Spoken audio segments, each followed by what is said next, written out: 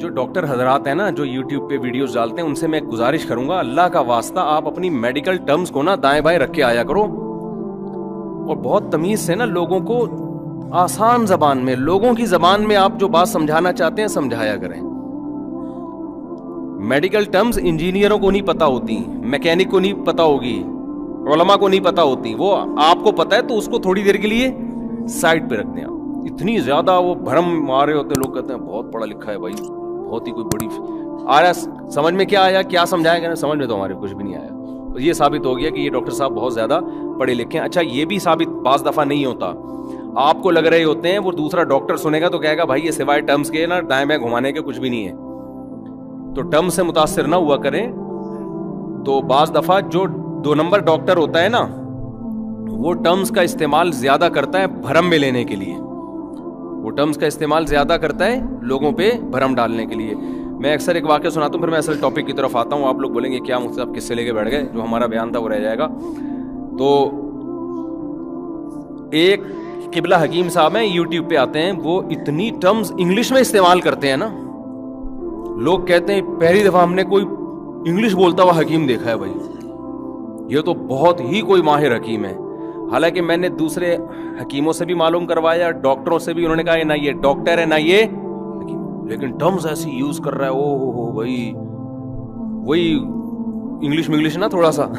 تو اچھا کچھ ایسے بھی ہیں خوب سمجھ لو کہ جو امریکہ سے ہو کے آ گئے, لندن سے ہو کے آ گئے, اب ان پہ ایک چھاپ لگ گئی امریکہ سے پڑھ کے آیا یہ, تو اپنا انٹروڈکشن کہ میں امریکہ سے پڑھ کر آیا ہوں. ابھی امریکہ میں آپ پڑھے ہوگے, پتہ نہیں کس حکیم کے پاس بیٹھ گئے ہوگے وہاں جا کے آپ, یا 2 مہینے کا کوئی شارٹ کورس کر لیا ہوگا. تو ہمارے ہاں امریکہ لندن کی ایسی ویلیو ہے کہ 2 مہینے کے کوئی شارٹ کورس بھی ٹماٹر پہ کر کے آ جائے نا تو اس کو سمجھتے ہیں بھائی یہ وہاں کا پڑھا لکھا ہے. تو میں یہ میرا ٹاپک نہیں ہے, صرف یہ بتانے کے لیے کہ آپ میں یا ہم میں کسی کو بھی کسی کے اسٹائل سے اور کسی کی جو ٹرمنالوجی استعمال کرتا ہے ان چیزوں سے یا امریکہ سے ہو کے آنے سے متاثر ہونے کی ضرورت نہیں ہے. سوال پیدا ہوتا ہے ہم یہ فیصلہ کیسے کریں کہ یہ ڈاکٹر واقعی ڈاکٹر ہے یا نہیں ہے, یا یہ عالم واقعی عالم ہے یا نہیں ہے. تو اس کا آسان طریقہ ہے ڈاکٹروں سے پوچھو اس کے بارے میں, اس کی تحقیق کس کو بھیجو. اب آپ کہیں گے جس کو ہم بھیجیں گے وہ پتہ نہیں صحیح ہے, تو 4-6 کو بھیج دو نا, سارے تھوڑی غلط ہوں گے. 4-6 ڈاکٹروں کا, میں جب کوئی یوٹیوب پہ کوئی میڈیکل رپورٹ پڑھتا ہوں یا دیکھتا ہوں تو پھر میں 2-4 ڈاکٹروں کو اس کو بھیجتا ہوں کہ یار ذرا بتائیں ڈاکٹر صاحب یہ بندہ ریسرچ جو پیش کر رہا ہے یہ گوروں کے حوالے دے رہا ہے, سائنسدانوں کے حوالے دے رہا ہے, ڈاکٹروں کے حوالے دے رہا ہے, یہ ہے بھی کہ نہیں ہے, ایسے تو نہیں ہے ادھر سے کاپی پیسٹ کر کے کہیں سے بھی اٹھا کے ڈال دی ہوں. تو 4-5 ڈاکٹر کہتے ہیں ہاں بھائی یہ رپورٹ صحیح ہے, تو پھر ماننے کا پھر نہ ماننے کا آپ کے پاس کوئی آپشن نہیں ہے. سمجھتے ہو کہ نہیں سمجھتے؟ اور اس میں ایک چیز کو ایڈ کرتے ہیں کہ نیچر کے خلاف نہ لے کے جا رہا ہو, آپ کوئی ایسی چیز نہ مارکیٹ میں لا رہا ہو کہ عجیب سی جو پتہ نہیں میڈیکل سائنس کا کوئی ایسا اصول آ گیا کہ اب آپ کو روٹی کھانے کی ضرورت ہی نہیں ہے, آپ وہ کھایا کریں, پلاسٹک کھایا کریں. ایک مثال دے رہا ہوں, ایسا کوئی ڈاکٹر کہتا نہیں ہے, یا اب آپ CNG پہ چلیں آپ, ٹھیک ہے نا, ایک سمجھانے کے لیے مثال دے رہا ہوں کہ نیچر سے بغاوت نہ کروا رہا ہو کہ اتنے گلاس بلا وجہ پانی پیئے, کوئی بیماری بھی نہیں ہے, آپ خام میں 36 گلاس دن میں پانی پی کے بیٹھ جائیں, پاگل ہو جائیں. اچھا کیا کریں یار, بات سے بات نکلتی ہے تو سمجھانا پڑتا ہے نا. اب یہ ہر چیز میں لوگ گمراہ ہو رہے ہیں تو تھوڑی تو بات کرنی پڑتی ہے نا اس میں. جب تک کوئی بیماری نہ ہو, بیماری کے علاج کے لیے تو انسان کو کچھ آڑے ترچھے ٹوٹکے اختیار کرنے پڑتے ہیں. کوئی بیمار ہو گیا تو ڈاکٹر نے کہتے ہیں گلاس پانی پیو, تو سمجھ میں آتا ہے یار یہ اس بیماری کا شاید یہ علاج ہوگا. لیکن نارمل آدمی نارمل روٹین سے نہ ہٹے, سمجھتے ہو, نارمل آدمی نارمل روٹین سے ہٹے گا, ایک چیز ٹھیک ہوگی 4 چیزیں خراب ہو جائیں گی. نارمل آدمی کا صحت مند رہنے کا وہی طریقہ ہے جو اسلام 1400 سال پہلے بتا رہا ہے, وہ قیامت تک تبدیل نہیں ہو سکتا. وہی طریقہ فالو کرو تو انشاءاللہ تمام دوائیں بچوں کی پہنچ سے بھی دور رہیں گی اور بڑوں کی پہنچ سے بھی دور رہیں گے. پھر بھی کوئی بیماری ہوتی ہے پھر ڈاکٹر کے پاس جاؤ. آج صحت مند آدمی بھی ڈاکٹر سے پوچھ کے کھا رہا ہے کہ میں کتنا کھاؤں اور کتنا پیوں. تو کسی کو ڈاکٹر صاحب نے لگا دیا, سارے ڈاکٹر نہیں یہ باتیں کرتے, کچھ کر رہے ہیں کہ اتنے گلاس پانی. ایک نے تو یوں کہہ دیا, ایک ڈاکٹر صاحب سے میری ملاقات ہوئی, بڑے اچھے, پرانی بات ہے, اب ان کو نہیں پتا چلے گا کہ میں ان کی بات کر رہا ہوں. لوگ کہتے ہیں نا شاید میں کسی کا راز فاش کر رہا ہوں, ان کو 15-20 سال پرانی بات ہو گئی. وہ ڈاکٹر صاحب گوشت بالکل نہیں کھا رہے تھے, حتیٰ کہ چکن بھی نہیں کھا رہے. وہ دعوت تھی چکن, ان کے دال چاول پکے ہیں, میں نے کہا خیریت آپ اتنے بڑے ڈاکٹر ہیں آپ تو گوشت. انہوں نے کہا کہ گوشت کھانے سے کیا ہوتا ہے کہ جی ہارٹ کے مسائل کھڑے ہوتے ہیں. پھر انہوں نے بڑی ایک فلسفہ پیش کیا, بڑی وہ ڈیٹا ویٹا تو ہوتا ہی ہے, ہم لوگ کو تو جاہل لوگ ہیں میڈیکل سائنس میں, ہمیں کیا پتا. تو انہوں نے کہا ایکچولی یوں ہوتا ہے تو پھر یوں ہوتا ہے, تو وہ سبزی ہی کھائے جا رہے ہیں. انہوں نے کہا اس سے جو ہے نا, پھر مثالیں بھی دی, دیکھو وہ جو ہندوؤں کے وہ ہیں, وہ ہندوؤں کے جو لوگ ہوتے ہیں نا جو بہت سے گوشت نہیں کھاتے, 99-100 سال تک زندہ رہتے ہیں, تو بڑی مجھے اس وقت بھی خیال ہوا, میں نے کہا یار جو کام ہمارے پیغمبر نے کیا ہے نا وہ ہم ڈاکٹر کے مشورے پہ چھوڑ نہیں. ہمارے پیغمبر نے اونٹ کا گوشت کھایا ہے. میں تو جب حج کرنے گیا نا اتنا مزہ آیا, کیونکہ حج میں ہمیں مینا میں دنوں میں بھوک ٹائٹ لگتی ہے, کھانا پینا سارے روٹین آگے, اور محنت بہت ہوتی ہے, پیدل چلنا بہت.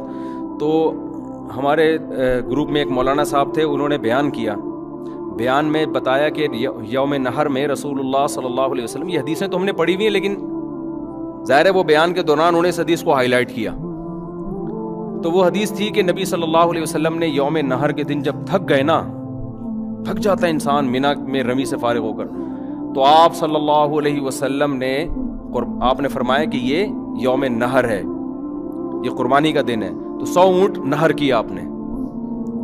پھر آپ صلی اللہ علیہ وسلم نے ان 100 کے 100 اونٹوں میں سے تھوڑا تھوڑا گوشت لے کے اس کی یخنی بنوائی ہے, ٹھیک ہے نا, اس کو پہلے زمانے میں ایسا ہی گوشت بنتا تھا, پھر آپ نے اس میں سے پیا ہے. میں سوچ رہا تھا وہ حدیث جب انسان کو بھوک لگ رہی ہوتی ہے نا, تو وہ حدیثیں جن میں کھانے پینے کا تذکرہ ہے وہ سن کے بھی بڑا مزہ آتا ہے.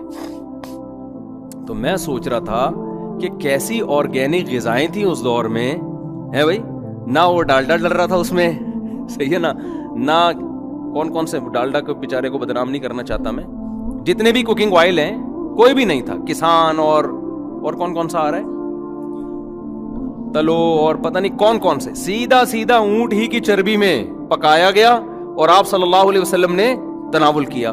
تو میں سوچ رہا تھا مزہ کتنا آیا ہوگا شدید بھوک میں اتنی فل آف پروٹین چیز جب آپ کھائیں گے اور وہ شوربہ پیئیں گے, اور وہ شوربے میں آئل شامل نہیں ہے. آئل کی وجہ سے کھانا جتنا بے لذت ہوتا ہے نا, اتنا کسی چیز سے نہیں ہوتا, تجربہ کر کے دیکھ لو آپ. گوشت اسی کی چربی ورمی پکا کے کھا لیا کرو. خیر, تو میں سوچ رہا تھا کتنا مزہ آیا ہوگا یار, اور ہم لوگ کیا کر رہے ہوتے ہیں, بالکل اتنی شدید بھوک میں بھی سموسے پھوڑ رہے ہوتے ہیں ہم بیٹھ کے, نہ ہمیں وہ مزہ آتا ہے اور نہ وہ جسم میں طاقت آتی ہے. تو آپ اگر نبی صلی اللہ علیہ وسلم کی خوراکوں کو دیکھ لینا, تو میں آپ سے یہ عرض کرتا ہوں کہ تمام, ہاں وہ ڈاکٹر صاحب کیا کہہ رہے تھے کہ بالکل بھی گوشت چکن بھی نہیں کھا رہے وہ.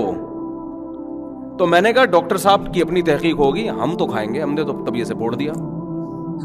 ہم نے کہا یار یہ ہمارے نبی صلی اللہ علیہ وسلم کی جو صفات بیان ہوئی ہیں نا پچھلی کتابوں میں, کہ جو آخری نبی آئے گا, ان صفات میں صفت ہائی لائٹ کی گئی ہے کہ گوشت خور ہوگا وہ نبی. نہیں ہے یہ بات, میرا خیال ہے وہ نبی کیا گوشت, کیونکہ اس دور میں بھی کچھ ویجیٹیرین بھی تھے جیسے آج بھی ہے نا. ارے جب انسان اپنی عقل سے خود سے اپنا لائف اسٹائل متعین کرتا ہے تو ٹھوکرے کھاتا ہے نا. عقل استعمال کی بعض لوگوں نے, انہوں نے کہا ہم انسان ہیں, ہم جانور کا گوشت کیوں کھائیں, ہم جانور کو کاٹیں گے, وہ چیخے گا, اس کا خون نکلے گا, تڑپے گا, یہ ظلم ہے. تو ظلم کے خلاف آواز اٹھائی, اتنی آواز اٹھائی کہ جانور کاٹنے کے اوپر بھی پابندی لگا دی. بہت سے لوگوں کا یہ نظریہ ہے کہ ہم گوشت نہیں کھا سکتے, وجہ اس کی یہ کہ آپ جانور پہ ظلم کیوں کر رہے ہو. ان سے جب پوچھا گیا کہ بھائی جانور بھی تو دوسرے جانور کو کھا جاتے ہیں, تو انہوں نے کہا وہ تو جانور ہے نا, تم انسان ہو, تم میں اور ان میں فرق کیا رہ گیا.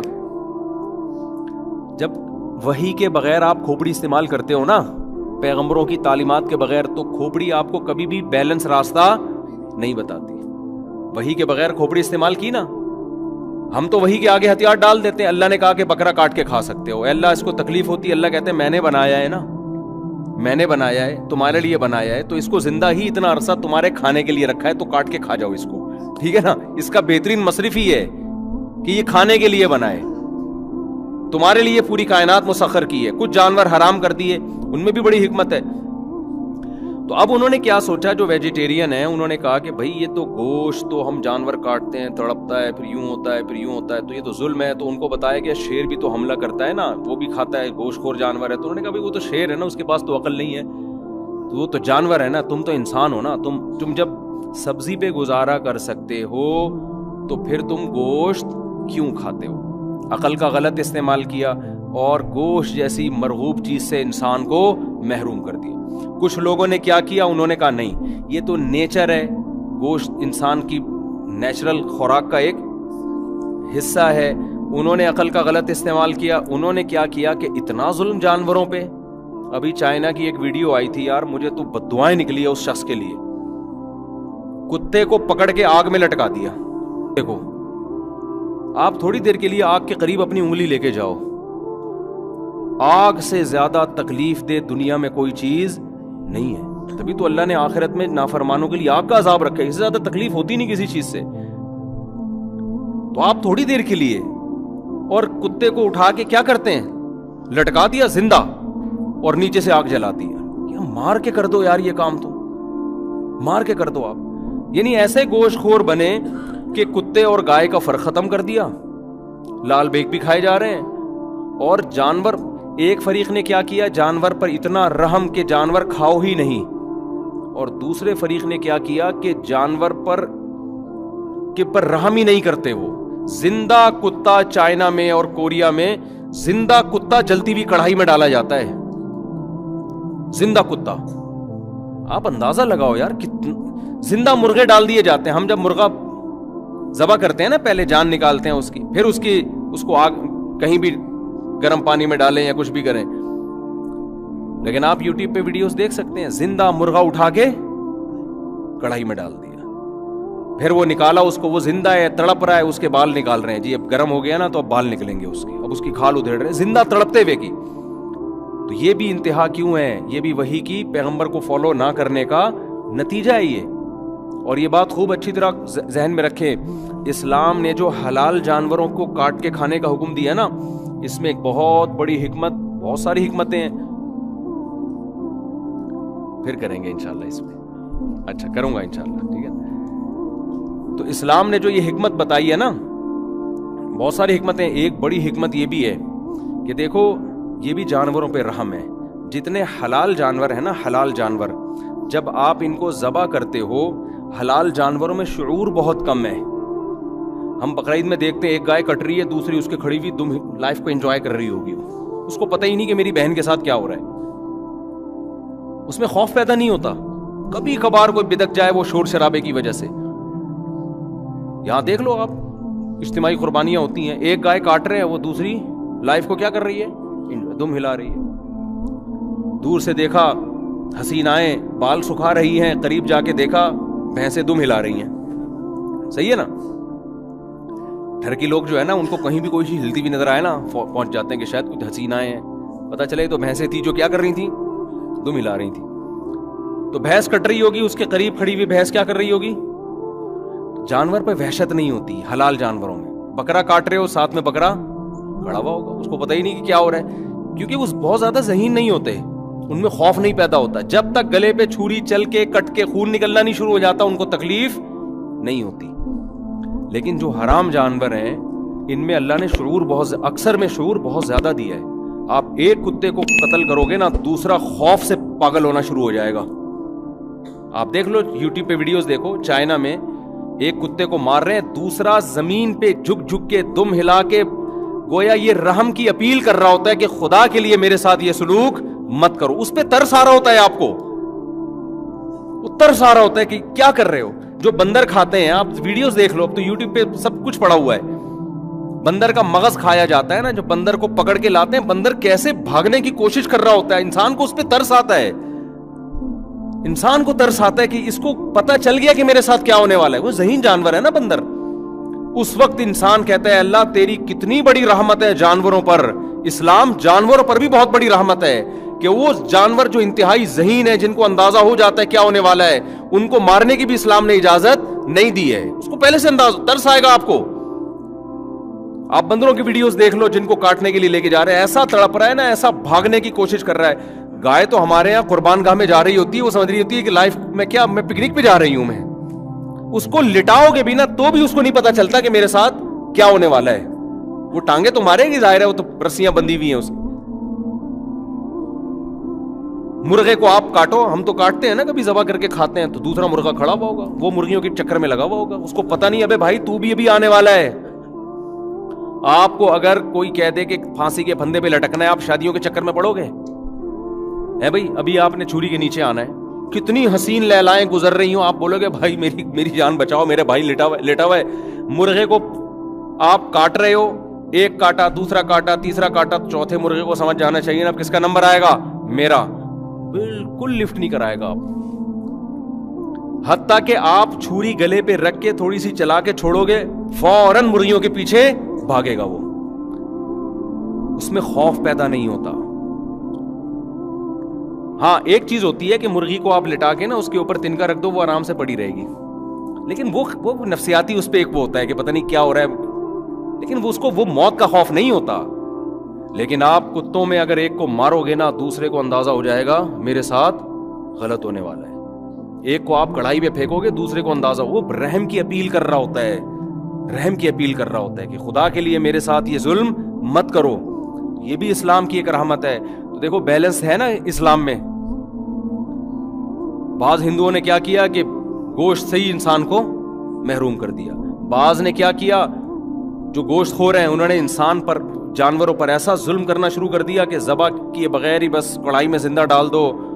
ہمارے ایک دوست چائنا گئے, تبلیغی جماعت میں تھے, کہہ رہے وہ میری دعوت ہوئی ہے, تو ہمیں نہیں پتا چلا کہ وہ دعوت میں نا اتنا بڑا بکرا لا کے رکھ دیا. اب وہ چائنیز نے دعوت کی تھی, ان کو پتا نہیں تھا, کہہ رہے اتنا بڑا بکرا پورا صحیح سالم, اور وہ زندہ بھی تھا, نہیں اس کی ہل رہا تھا. وہ کہہ رہے, میں نے کہا یہ کس ٹائپ کا کھال سمیت بکرا ہے بھائی. جب دم پہ میں نے کہہ رہے اسٹڈی کرنا شروع کی, اس کے سر سے لے کے جب دم پہ گیا نا, تو دم پتلی سی گول. کہہ رہے پتا چلا یہ بکرا نہیں ہے, کیا یہ کتا ہے. کہہ رہے ہیں پورا کتا, پھر تفتیش کی پتا چلا جی پورا کتا زندہ اٹھا کے پانی میں ڈال دیتے ہیں یا کڑھائی میں ڈال دیتے ہیں, اور اس کے اوپر ڈھکن ڈھک دیا, وہ چیخ رہا ہے, چلا رہا ہے, اور پھر جب اس کو نکالتے ہیں سانس اس میں ہوتا ہے بعض دفعہ, کیونکہ اسکن کے ذریعے ہلاکت, بہت اسکن جلتی ہے نا انسان کی, کھال کے ذریعے مرنا بہت مشکل کام ہوتا ہے. اسلام نے تو حکم دیا رگیں کاٹ دو, فوراً بلیڈنگ, جتنی زیادہ ٹانگیں چلائے گا اتنی زیادہ بلیڈنگ ہوگی, اتنی زیادہ جان جلدی نکلے گی اس کی. جانور پہ بھی رحم کیا, انسانوں پہ بھی رحم کیا. ذبح کرنے کا فائدہ یہ ہوتا ہے کہ سارا بلڈ اس کے جسم سے نکلتا ہے. ساری بیماریاں کس میں ہوتی ہیں؟ بلڈ میں ہوتی ہیں. ہے بھی ناپاک اور گندی چیز بلڈ, کپڑوں پہ لگ جائے تو نماز نہیں ہوتی. تو انسان کا بھی فائدہ ہے, اسے بلڈ سے پاک گوشت مل گیا, اور جانور پر بھی یہ رحم ہے. سمجھتے ہو کہ نہیں سمجھتے ہو؟ تو خیر میں اپنی بات کی طرف آتا ہوں. تو میں بتا رہا تھا کہ وہ ڈاکٹر صاحب کہہ رہے تھے گوشت بالکل بھی نہیں کھانا چاہیے. تو میں ڈاکٹر سے بدگمان نہیں ہوا, میں نے کہا ہوگی ان کی تحقیق, ہم تو بھائی وہی کام کریں گے جو 1400 سال سے چلتا ہوا. اور اسلام میں تو گوشت کی اتنی اہمیت ہے, اگر ہم گوشت چھوڑ دیں ہماری تو مذہبی تہوار ہی ختم ہو جائیں گے. ہر تقریب میں تو گوشت ہے اسلام میں. اسلام میں کھانا زیادہ کھانا پسندیدہ کام نہیں ہے, لیکن جتنا کھانے کا تذکرہ ملتا ہے گوشت کا ملتا ہے ہمیں. یعنی جو تقریبات میں, مثال کے طور پر بقرعید تہوار ہے یا نہیں ہے, اس میں کیا کھلا رہا ہے اسلام؟ دال چاول کھلا رہا ہے. ابے کرسمس میں عیسائی لوگ کیا کھاتے ہیں؟ جو بھی ان کی کھیر کیک ویک یہی کھائیں گے نا. ان کی ہندو لوگ کیا کھاتے ہیں؟ سب جو ان کا تہوار ہوتا ہے مٹھائی کھا لیں گے نا اس میں. اسلام میں کسی تہوار میں مٹھائی, یار ایک تو آپ پہ بولنے پر گوشت نہیں کھاؤ گے تو پھر یہ حال ہوگا. یہ لڈو کھا کے جو بیٹھے ہوتے ہیں نا وہ سست ہوتے ہیں, گوشت کھاؤ گے تو پھر دیکھو آپ کا اسٹائل کیسا ہوگا. تو اسلام میں بقرعید کے بیان کا رخ چینج ہو گیا, لیکن بھائی مفید باتیں ہی ہو رہی ہیں, میرا خیال ہے غلط بات نہیں ہو رہی. اسلام میں بقرعید والے دن تہوار ہے نا بہت بڑا, تو کیا سوئیاں کھانے کا حکم ہے, مٹھائی کھانے کا حکم ہے, لڈو کھانے کا حکم ہے؟ گوشت. اور ہمارے نبی صلی اللہ علیہ وسلم بہت تھوڑا کھایا کرتے تھے, خوراک سے آپ کو رغبت ہی نہیں تھی. لیکن بقرعید والے دن امی عائشہ کیا فرماتی ہیں, پہلا نوالا ہمارے نبی کے حلق مبارک میں جانور کے, قربانی کے جانور کے گوشت کا جاتا تھا. اس وقت تک کچھ کھاتے نہیں تھے کہ اللہ نے آج ضیافت کی ہے. آپ کی کسی نے ضیافت کی ہو اور آپ پہلے سے پیٹ بھر کے آ جاؤ, میزبان کو غصہ آئے گا کہ نہیں آئے گا؟ تو اللہ نے آج ضیافت کی ہے تو ہم ابتدا کس سے کریں گے؟ گوشت سے. تو کتنی ترغیب ہو گئی نا گوشت کھانے کی. اس دن 4 دن روزہ رکھنا حرام کر دیا اللہ نے, بقرعید کے 4 دنوں میں. 10 तारीख को, 11 तारीख को, 12 तारीख को, 13 तारीख को रोजा हराम है। क्यों हराम है? आप गोश्त नहीं खा सकते अगर आप रोजा रख लोगे। ये जो 4 दिनों में रोजा हराम है इसलिए थोड़ी कि दाल चावल से अवॉइड करवाना है आपको। आप दाल चावल नहीं खा सकेंगे, आप खिचड़ी नहीं खा सकेंगे, आप एक्चुअली सैलेड खुराक में ये जो आजकल चल रहा है ना, चल रहा है, मैं डॉक्टरों का मजाक नहीं उड़ा रहा भाई, वो उनकी अपनी फील्ड है, उनको करने दो, खाएं आप सैलेड वैलेड भी खाएं। तो एक्चुअली वो यूं, अबे भाई अल्लाह कह रहा है कि 4 दिन तुम्हें रोजा इसलिए हराम है कि मैं तुम्हें बकरे काट काट के खिला रहा हूं और तुम कमबख्तो रोजा रख के बैठ जाओगे। ये गोया अल्लाह की मेजबानी की तौहीन है। गोश्त खाओ तुम इन 4 दिनों में, 3 दिन कुर्बानी की और चौथा दिन भी तकबीरात तशरीक का, याम तशरीक, उसमें भी रोजा हराम के, चौथे दिन तक भी गोश्त चल रहा होता है। तो मैं वो डॉक्टर साहब की बात कर रहा था, मैंने कहा यार ये कह रहे हैं गोश्त नहीं खाओ और कि जनाब अल्लाह मियां तो हमें क्या खिला रहे हैं? बकरीद का मतलब हम क्या खाएं फिर? अल्लाह मियां हमारी बकरीद तो खत्म, हमारे नबी तो बकरीद वाले दिन खजूर भी नहीं खा रहे हैं, सही ना, जो आपकी अहम खुराक थी। और दूसरा, इस्लाम में त्योहार क्या होते हैं? वो जो है अकीका है, खुशी है ना। ईद के दिन तो सब इजाजत है कि आप कुछ भी खा लें, खजूर खा लें, गोश्त खा लें। दूसरा है अकीका। अकीके में भी क्या हुक्म है मेरे भाई?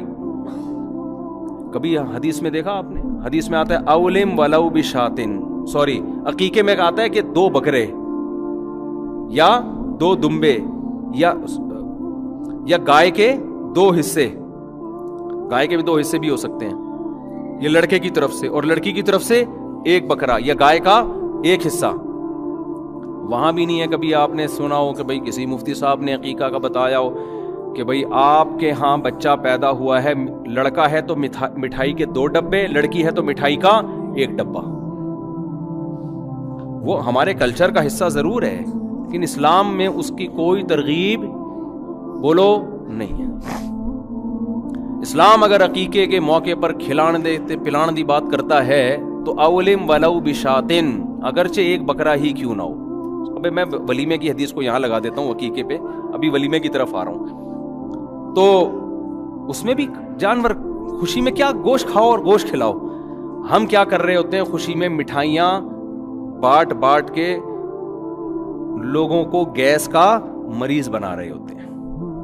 हमारे हजरत मिठाई बिल्कुल नहीं खाते थे, हजरत तो एक टर्म इस्तेमाल करते थे, वो मिंबर में नहीं इस्तेमाल करते, मिठाई का हजरत ने बड़ा रिकॉर्ड लगाया हुआ था। ऐसा रिकॉर्ड था अगर आप वो हजरत का वो मलफूज सुन लें तो आप मिठाई खाना छोड़ दें। आप वो इतने खिलाफ थे ना मिठाई के। तो उसमें भी हम क्या हुक्म दिया गया है। और फिर इस्लाम में खिलाने की तरगीब वो वलीमे में भी है।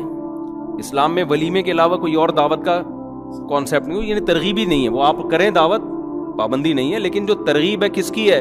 वलीमे की। तो हदीस में आता है अवलिम वलौ बिशातिन, वलीमा करो अगरचे 1 बकरा ही क्यों ना हो, बकरी या बकरा कुछ भी, या दुम्बा।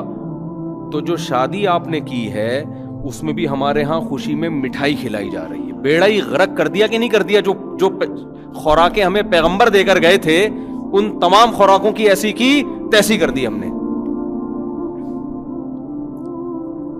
हमारे नबी क्या कह रहे हैं? वलीमा करो अगरचे, यानी तुमने शादी की है ना तो मिठाई नहीं है, शादी की है तो क्या करो तुम? एक ही दावत है इस्लाम में। बारात को तो इस्लाम मानता ही नहीं है ना, ये तो हिंदुओं में रहने के बाद आई है ना। लड़की रुखसत हो रही है तो लड़की के अब्बा बारात कर रहे हैं, ये तो इस्लाम में है ही नहीं। लड़की वाले खाना खिला रहे हैं, वो है ही नहीं। उस वक्त तो ऐसा होता था मस्जिद में या कहीं भी मजमे में निकाह हुआ, बस हो गया निकाह, जब रुखसती होगी तो आप दुल्हन को लेके घर चले जाना, पूरा मजमा आपके यहाँ पहुंचेगा, कल लड़का खाना खिलाएगा रुखसती के, जैसे अभी भी कबाइली इलाकों में होता है। तो वहां भी क्या हुक्म दिया जा रहा है? तरगीब जो दी जा रही है किसकी दी जा रही है? गोश्त की। उसके अभी ऑल्टरनेट हमने क्या निकाल लिया? मिठाई। तो मुझे बताओ, जिस मौलवी को ये हदीसें मालूम हो वो डॉक्टर के मशवरे पे गोश्त छोड़ेगा? वो दुनिया छोड़ देगा, वो गोश्त नहीं छोड़ेगा। बोलेगा भाई हमारा तो मजहबी बात बात पे गोश्त खा भी रहा है, गोश्त यानी हमें खिला भी रहा है और खिलाने की तरगीब भी दे रहा है, तो हम कैसे आपकी बात मान लें डॉक्टर साहब काइंडली।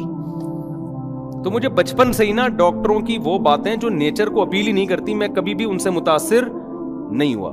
میرا مطلب ہرگز ڈاکٹروں کی توہین نہیں ہے بھائی, نہ یہ کہ ہم ڈاکٹر میں میڈیکل سائنس میں ہم آگے ہیں. ہم کہتے ہیں یار جو کامن سینس کی بات ہوتی ہے نا, اس میں کسی سے مشورہ لینے کی ضرورت نہیں ہے. تو ڈاکٹر کی فیلڈ شروع ہوتی ہے. اچھا 3 کام جو مذہب نے بتائے ہیں وہ کر لو, سمجھدار ڈاکٹر بھی اسی کا مشورہ دیں گے انشاءاللہ. جو مذہب نے 3 کام بتائے ہیں نا صحت کے حوالے سے, وہ کر لو.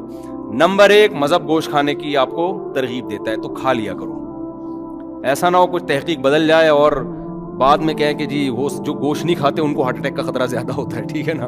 ایسا نہ ہو کہ الٹا ہو جائے معاملہ. تو جو کھا رہے ہو تو اپنی ذمہ داری پہ مر جاؤ, کوئی مسئلہ نہیں ہے. تو پہلی بات گوشت نہ چھوڑو. دوسری بات آپ نے کیا کرنا ہے, ہمارے نبی صلی اللہ علیہ وسلم زیادہ کھایا کرتے تھے یا زیادہ کھانے کی ترغیب دی ہے یا بھوکا رہنے کی ترغیب دی ہے؟ کم کھانے کی نہیں, بھوکا رہنے کی. کم کھانا تو بہت, کم کھانے کا مطلب کھائیں. ہمارے نبی کی جو سیرت ہے وہ ہے اے اللہ ایک وقت کھانے کو ملے تو شکر ادا کروں اور ایک وقت بھوکا رہوں میں تو صبر کروں میں. سمجھتے ہو کہ نہیں سمجھتے؟ اور آپ صلی اللہ علیہ وسلم نے فرمایا, میری امت میں, جو حدیث کا مفہوم میں اپنے الفاظ میں بیان کر رہا ہوں, آپ نے فرمایا خیر القرون قرنی ثم الذین یلونہم ثم الذین یلونہم, سب سے بہتر میرا زمانہ ہے, پھر اس کے بعد والا, پھر اس کے بعد والا. پھر آپ نے فرمایا یفش الکذب, جھوٹ پھیل جائے گا, یعنی برائی آنا شروع. اور انہی برائیوں میں آپ نے بتایا کہ جھوٹی گواہیاں, اور انہی میں آپ نے بتایا کہ لوگ زیادہ کھانا شروع کر دیں گے. یہ نہیں فرمایا کہ حرام کھانا شروع کر دیں گے, نا نا نا نا, حلال کھائیں گے مگر زیادہ. تو زیادہ کھانے کو بھی کس میں شامل کیا جا رہا ہے؟ برائی میں شامل کیا جا رہا ہے. یعنی امت اتنی بری ہو جائے گی خوب کھانا شروع کر دے گی, کھانا بہت کھائے گی. نہیں آ رہی بات میرا خیال. تو کم کھانے کی ترغیب ہے, کم کھانے کی ترغیب ہے. اتنی ترغیبات ہے نا کم کھانے کی کہ ہمیں تو اپنے بارے میں ایسا لگتا ہے کہ یار پتہ نہیں ہمارا ہوگا کیا. نہیں اگر ہم پیغمبر صلی اللہ علیہ وسلم سے قیامت کے دن ملے اور اپنے پراٹھوں کے, ہم نے کسی نے بتا دیا کہ یہ 2 پراٹھے صبح ناشتے میں کھایا کرتے تھے, تو امید تو ہے کہ انشاءاللہ ان چیزوں پہ پکڑ نہیں ہوگی. یہ ترغیبی چیزیں, کوئی واجب حکم نہیں ہے. لیکن ہم جائیں گے کہاں؟ تو ہم بہت کھاتے ہیں بھائی, بہت کھاتے ہیں. نبی صلی اللہ علیہ وسلم کی خدمت, یہ میں ٹاپک کمپلیٹ کرتا ہوں, جب چل پڑا ہے نا اتنا ہو گیا تو اس کو مکمل. آپ نے جو بھائی موضوع دیا ہے وہ کہاں گئے بھائی نے پرچی دی تھی, وہ میں اس پہ ضرور بیان, آپ جمعے کے بیان میں آتے ہیں, میں انشاءاللہ اس پہ ضرور, میرے ذہن میں پہلے سے یہ ٹاپک تھا, میں اس پہ ضرور بات کروں گا انشاءاللہ. تو خوب سمجھ لو. دیکھو نبی صلی اللہ علیہ, ابھی صحت کی بات چلی ہے نا, تو اکارڈنگ ٹو اسلام کیا کہتا ہے اس بارے میں, وہ چند چیزیں نوٹ کر لو تو وہ آپ کو زندگی پر فائدہ پہنچائیں گی. نبی صلی اللہ علیہ وسلم نے فرمایا کہ 2 آدمیوں کا کھانا, ایک آدمی کا کھانا 2 کے لیے کافی ہے. طعام الواحد یکفی الاثنین, ایک آدمی کا کھانا 2 کے لیے کافی ہے. یہ صحیح حدیث ہے. جتنے میں 2 آدمی, ایک آدمی سیر ہوتا ہے نا, اس میں اصل میں 2 کے لیے کافی کا کیا مطلب, سیر تو نہیں ہوتے, لیکن جتنی آپ کو انرجی چاہیے, جتنا آپ کو زندہ رہنے کے لیے, ایک مناسب لائف گزارنے کے لیے جتنی خوراک چاہیے, تو جتنا ایک آدمی کھا رہا ہے وہ کتنے کھانا شروع کر دیں, 2 کھانا شروع کر دیں تو وہ کافی ہو جائیں گے آپ. اور ہمارے ہاں جتنا ایک کھاتا ہے, جتنا ایک کو کی خوراک ہے تو وہ 2 کی کھاتا ہے. وہ اس حدیث پہ کیسے عمل کر رہا ہے, الٹا. جتنا ایک میں سیر ہو جاتا ہے نا, حدیث تو کہہ رہے ہیں تم ایک میں جتنا پیٹ بھر جاتا ہے تو آدھے میں اس کا آدھا کر دو. اور میں آپ کو بتاؤں جب آپ آدھا کرو گے نا, پھر جو آپ گوشت کی یخنی پیو گے, جو ہمارے نبی نے یوم نہر میں, مزہ آئے گا آپ کو. صحیح ہے نا, مزہ آئے گا, مزہ آئے گا آپ. تو آدھا کر لو اس کو. اور نبی صلی اللہ علیہ وسلم کی خدمت میں ایک کافر آیا, آپ صلی اللہ علیہ وسلم اکرام کرتے تھے, چاہے مسلم ہو غیر مسلم. آپ صلی اللہ علیہ وسلم نے اس کو دودھ پلایا. ہمارے یہاں دودھ پیا جاتا ہے ناشتہ کرنے کے بعد, 2 پراٹھے کھانے کے بعد, پھر آپ 1 گلاس دودھ پیتے ہیں اور کہتے ہیں کہ کیلشیم ملے گا, فیٹ ملے گا. کچھ بھی نہیں ملے گا اس سے, ٹھیک ہے, کہ اس کی کھانچے کہیں ہے ہی نہیں جہاں جا کے یہ فٹ ہو. ہم جو نبی کی سیرت میں دودھ دیکھتے ہیں نا, اس میں 2 چیزیں نظر آتی ہیں ہمیں. ایک تو شدید بھوک میں بھوک مٹانے کے لیے دودھ پیا گیا ہے, یعنی دودھ ایز اے کھانا استعمال کیا گیا ہے. ہمارے ہاں دودھ کو کھانا بولتے ہی نہیں ہے. دودھ جب شدید بھوک لگ رہی ہوگی نا تو پہلے خوب بریانی اور نہاری طبیعت سے پھوڑنے پھاڑنے کے بعد پھر کہیں گے, کیونکہ حکیم صاحب نے کہا ہے کہ رات کو دودھ پی کے سونا چاہیے, لہذا پھر دودھ پی کے سو کے ایک دن دھماکے کے ساتھ پھٹ پھٹا کے ہلاک ہو جائے گا. تو ہم نبی کی سیرت میں دیکھتے ہیں, غزوہ احد میں دیکھو نا, سب صحابہ کو شدید بھوک تھی, تو حضرت ابو ہریرہ رضی اللہ تعالیٰ عنہ کو نبی نے حکم دیا یہ دودھ کا ایک پیالہ آیا ہے نا, تو شدید بھوک تھی صحابہ کو, 2-3 دن کے سے بھوک لگ رہی تھی, پیٹ پہ پتھر باندھے ہوئے تھے. تو آپ نے کیا فرمایا؟ حضرت ابو ہریرہ کہتے ہیں کہ ایک ہی پیالہ تھا, تو نبی صلی اللہ علیہ وسلم نے حکم دیا کہ دائیں طرف سے پلانا شروع کرو. تو کہتے ہیں میں نے سوچا کہ میں اتنا مجھے بھوک لگ رہی, میرے حصے میں تو کچھ بھی نہیں آئے گا, اللہ نے برکت اتنی رکھی تو سب نے سیر ہو کے پیا اس کو. حضرت ابو ہریرہ کے برکت دے دی اللہ نے, ایک معجزہ نبی کا ظاہر ہوا. حضرت ابو ہریرہ نے پیا, کہتے ہیں اور پیو, سیر ہو گئے حضرت ابو ہریرہ رضی اللہ تعالیٰ. اس طرح کی اور بہت ساری ہمیں مثالیں ملتی ہیں کہ شدید بھوک میں بھوک کس سے مٹائی ہے؟ دودھ سے. پھر دودھ جزو بدن بنتا ہے اور ایسا ٹھا کر کے جا کے باڈی کو لگتا ہے نا.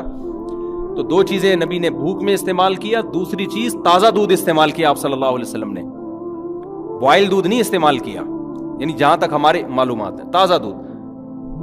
اب میرے یہ کلپ چلایا گیا, کسی نے کہا دیکھو لوگوں کو کچا دودھ پینے کا مشورہ دے رہا ہے جراثیم والا, تو دودھ کچا جب پیو جو فوراً نکالو اور فوراً پی جاؤ, اگر رکھ لیا تو پھر کچے کا نہیں. ہم بھی کہتے ہیں بھائی وہ تو ڈاکٹر لوگ بولتے ہیں اس میں, اور پھر خاص طور پہ جو گوالا تو کچا بھی پلا رہا ہے نا, تو اس میں گوالا بھی تو دے رہے ہیں نا دودھ, تو بھینس جتنا دے رہی ہے اس میں گوالا کا بھی اتنا اپنا خون پسینہ شامل ہے, گوبر کی چھینٹیں اور پتہ نہیں کیا کہ اس کو تو لازمی اپنی گائے ہو, اپنی بکری ہو اور تمیز سے تھن دھو کے تمیز سے نکالا ہو تو وہ کچا ہی بہترین ہے. وہ آپ میرے مشورے پہ پی کے دیکھیں, آپ کو بوائل میں اور کچے میں زمین آسمان کا فرق لگے گا. آپ ایسے ٹماٹر ہونا شروع ہو جاؤ گے, پیٹ بہت اچھا ہو جاتا ہے, بہت سارے فائدے ہوتے ہیں. تو ہمارے نبی نے ہمیشہ دودھ حلب الشاتا, دودھ نکالا اور دودھ پیا, کچا پیا ہے.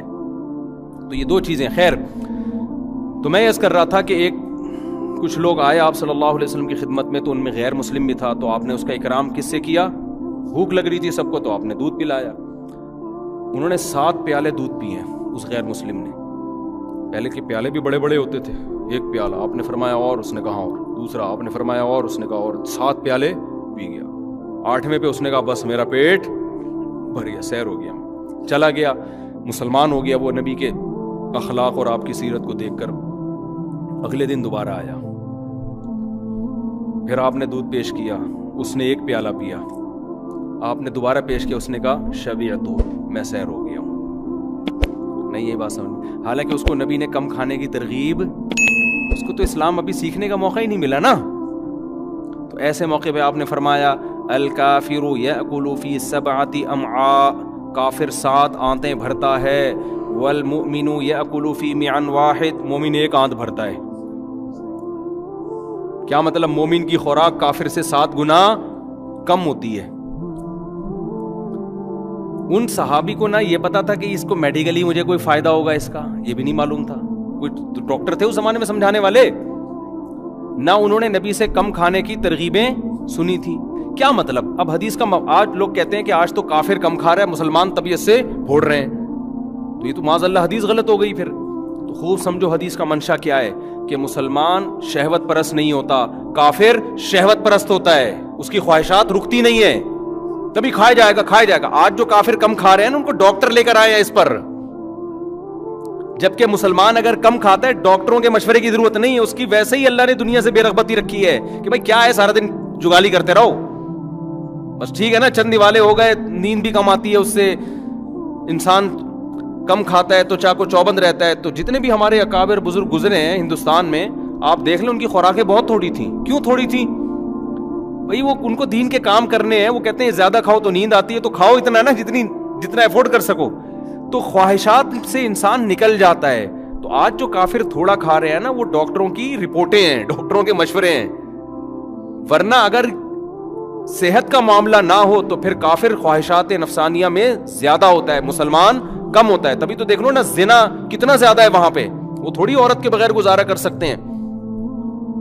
یہاں 30-35 سال عمر ہو جاتی ہے, شادی نہیں ہوتی اور گزارا بہت سے لوگ چلا رہے ہوتے ہیں. تو مسلمان میں آج بھی خواہشات نفسانیہ پہ کنٹرول دوسروں کی نسبت زیادہ ہے. بات یہ ہے کہ ان کو موٹیویشن مل رہی ہے ڈاکٹروں سے, ہمیں نہ مذہب سے مل رہی ہے اور نہ ڈاکٹروں سے مل رہی ہے. ڈاکٹر صاحب کو آپ کسی دعوت میں لے جائیں, آپ سے زیادہ ڈبل, وہ ڈاکٹر جو میرا بیان نہیں سن رہے ان کی بات کر رہا ہوں, وہ آپ سے زیادہ ڈبل, آپ جائیں وہ سگریٹ پی رہے ہوں گے تو آدمی کہتا ہے یار جب اتنی نقصان دہ تو یہ کیوں پی رہا ہے بھائی. ٹھیک ہے نا.